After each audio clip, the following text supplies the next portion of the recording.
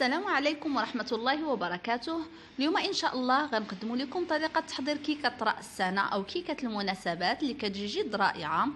قبل ما نبدا كنتمنى تضغطوا على زر الاشتراك باش تدعموني أكثر والجرس باش توصلوا بكل جديد وشكرا لكم. دابا ندوزو للمقادير. عندنا في المقادير أنا غادي ندير 2 ديال لي جينواز، وكل جينواز فيها نفس المقادير. 2 ديال البيضات بدرجة حرارة المطبخ، نص كاس ديال السكر سنيدة، كاس لاروب ديال الطحين فرص منخول من 2 ديال المرات الى 3 مرات، قبيصة ديال الملحة، شويه راس معلقه ديال الخماره، عفوا 7 غرام ديال سكر الفاني. انا شعلت الفران دابا قبل ما غادي نبدا باش يسخن ليا الفران مزيان، ودابا غادي ندوزو نبداو نخلطو. غادي نديرو 2 ديال البيضات، غادي نهرسوهم في اناء. ما غاديش نفصل ابيض البيض على اصفر البيض، كيعطي نفس النتيجه، غير فاش كنفصلوهم كياخذنا الوقت اكثر. غادي نضيف ليهم قبيصه ديال الملح، وغادي نخلي الخليط يتجانس ليا.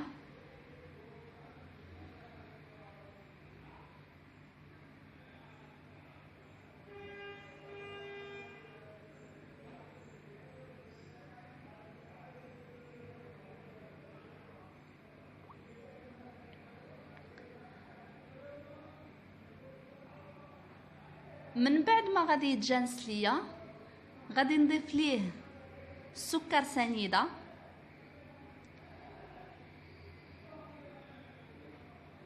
وسكر الفاني،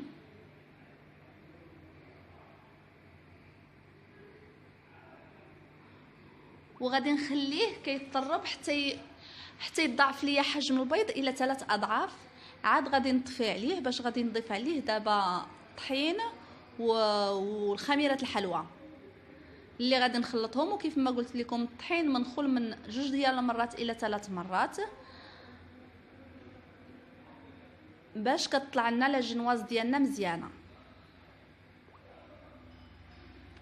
غادي نخلط خميره الحلوى مع الطحين، وغادي نبدا نضيفهم الخليط ديالي الاول بشويه بشويه، ونخلط مزيان باش ما يبقاش ليا الطحين من التحت. نخلط من التحت مزيان.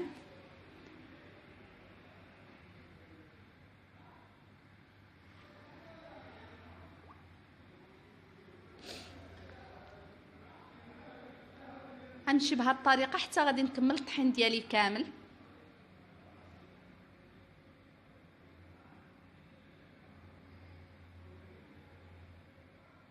ديما نحاول نخلط حتى من التحت باش فاش نجي نخوي نلقاه تخلط ليا كله، ما نلقاش من التحت مازال ليا الطحين.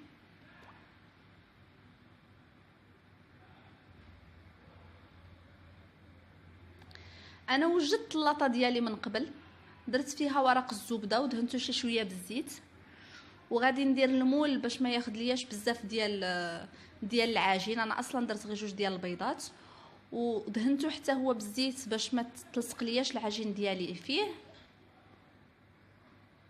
غادي نقاد العجين ديالي في المول، وغادي ندخلو الفران على درجه حراره 180 درجه اللي كنت سخنته من قبل ما نبدا العجين نصاوب فيها.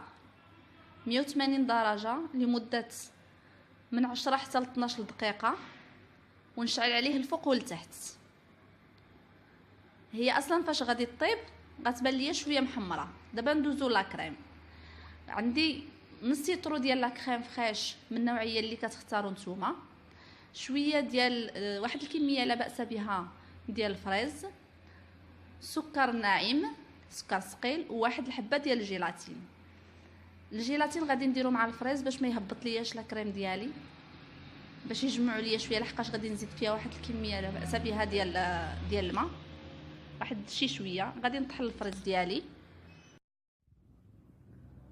غادي نطحن الفريز ديالي كيف ما قلت لكم.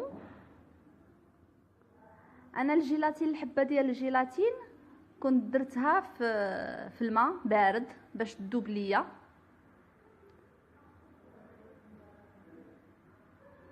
دابا غادي ندوز نطرب لا كريم فريش باش نطلعو، باش عاد ديك الساعه نزيد عليه الفريز باش يعطينا النسمه ديالو. يمكن لكم ديروا اي نسمه لا ما كانش عندكم الفريز، واخا غير المنسمات راهم كيتباعوا عند مال الحلويات كيجيو زوينين.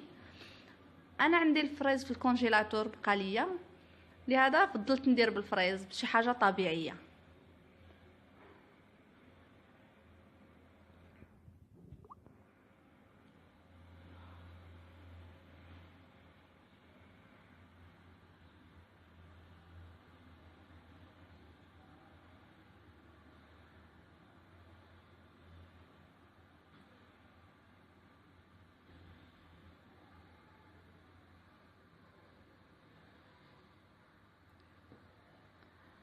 من بعد ما طلعت لا كريم فريش، دابا غادي ندوز باش نسمها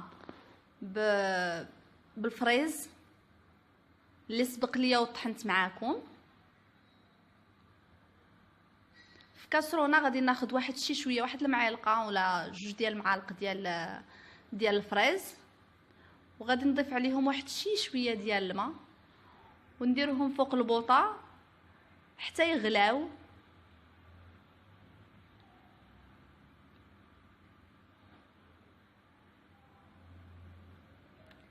باش عاد ديك الساعه نزيد عليهم الجيلاتين.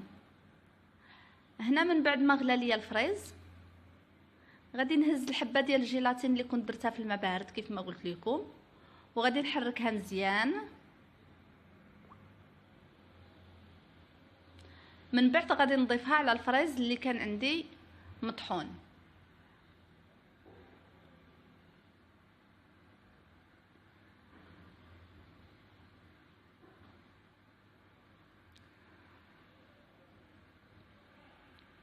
صافي هنا ما حدني انا كنكمل تطراب وكنضيف شويه بشويه ديال الفريز حتى نكملو كامل.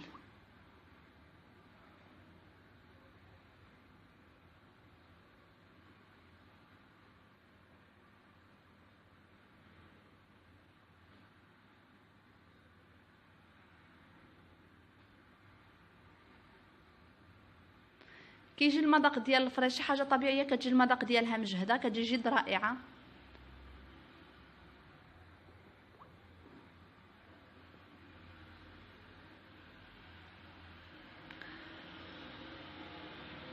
انا واخا درت هنايا الفريز ما عطانيش اللون الوردي اللي كنت باغا، لهذا ضفت ليه شي شويه ديال الملون غير باش ناخذ اللون ديال الفريز تقريبا، باش يبان انني درته بالفريز. صافي هنا من بعد ما تخلط ليا لا كريم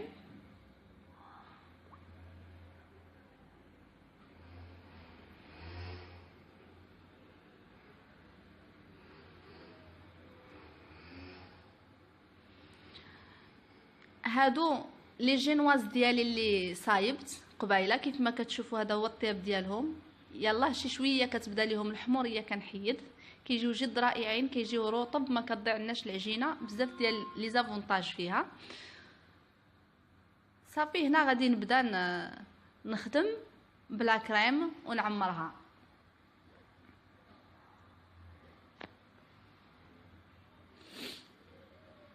كنولي نجيب المول ديالي كنحط فيه لا جينواز، كنسقيها بالسيرو كيف ما كتعرفوا السيرو كاملين ديروه الماء والسكر وكنديروه يغلي حتى كيذوب لينا السكر وصافي كيبقى ابيض. كنسقيها باش تجينا لاطاقه ديالنا رطبه مزيان.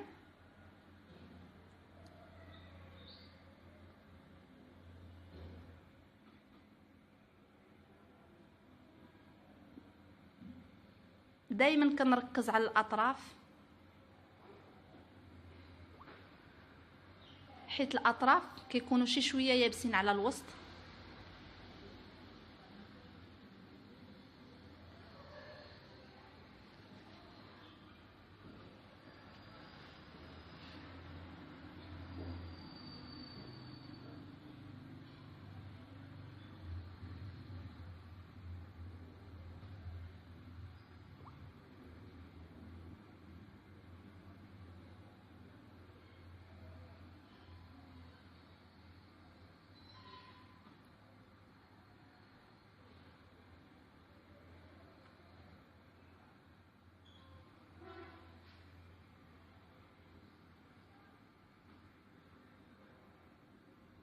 صافي هنا غادي نبدا ندير لا كريم ديالي اللي سبق ليا ووجدتها معكم. ندير كميه لا باس بها ونقادها مزيان، نحاول السطح يجي مقاد.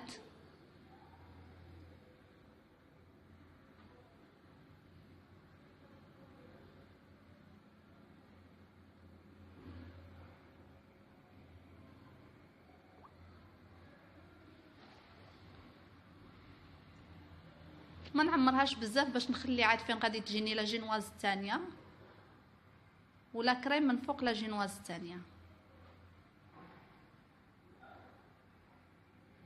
كيف ما قلت لكم كنقادو السطح ديالها باش كتجي مقاده.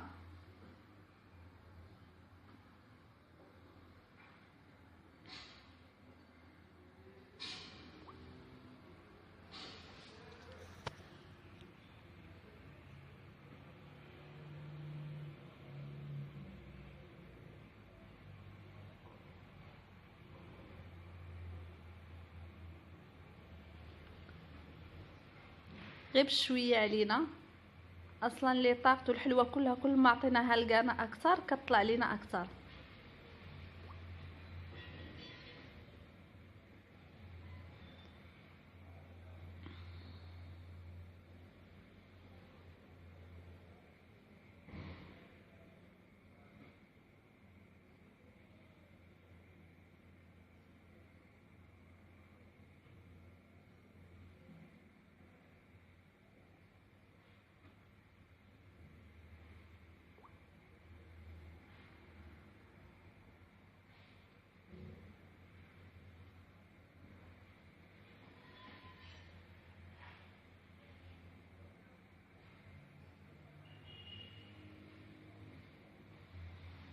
صافي هنايا كنزيدو لا جينواز الثانيه وبنفس الطريقه غادي نفزقوها بالسيرو ديالنا باش تفزق لنا مزيان باش تجي لا طاقت ديالنا هشيشه. وكنضيفو عليها لا كريم من الفوق.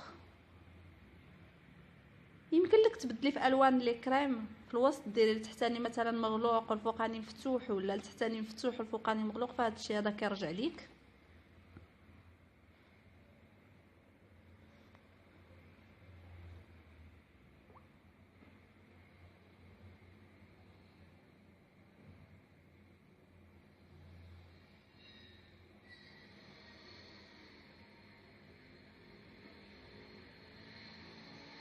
هادشي هذا كيبقى مجرد فكره وانتيا يمكن لك تحكمي فيه كيف ما بغيتي.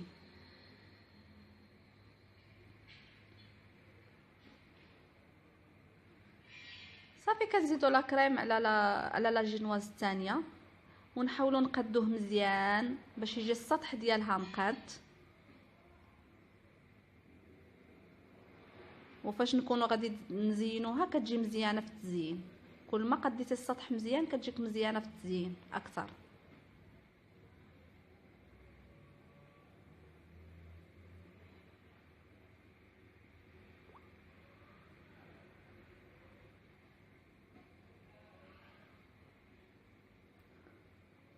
صافي هنا من بعد ما غادي نقادوها مزيان غادي ندخلوها للكونجيلاتور لمده ما تقلش على 6 سوايع 8 ديال السوايع حتى تبرد مزيان.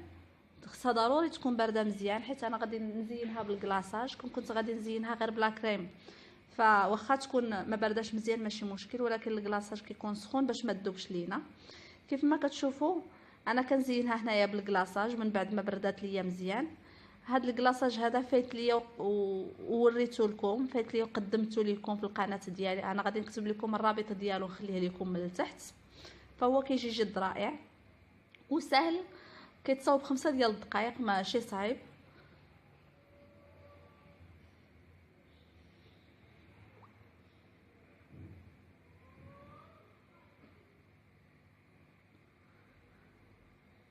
التزيين فهو كيبقى اختياري، يمكن لك تزيني بلا كريم من الفوق، يمكن لك تزيني بالكلاصاج، يمكن لك تزيني بالكلاصاج بلون واحد. انا هنايا درتو رخامي، فهو التزيين ديما كيبقى اختياري نتيا وشنو بغيتي.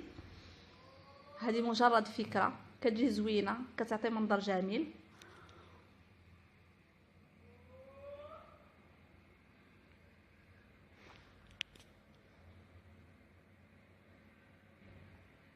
وكنتمنى تعجبكم الوصفه ديال اليوم وبالصحه والراحه، وكنتمنى تجربوها وسنه